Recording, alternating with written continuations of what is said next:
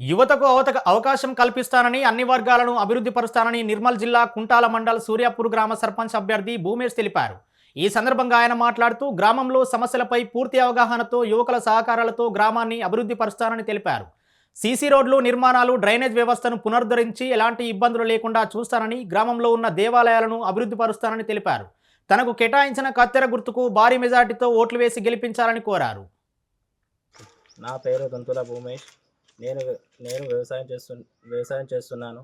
ఇప్పుడు వ్యక్తిగతంగా రాజకీయాలకు ఎందుకు ముందుకొచ్చినా అంటే నేను ప్రజాసేవ కోసం నాకు అందరి పూర్తి నా సూర్యాపూర్ గ్రామ ప్రజలు అందరూ నాకు నా యొక్క పూర్తి మద్దతు అందరి ఉన్నది కాబట్టే నేను ముందుకొచ్చిన.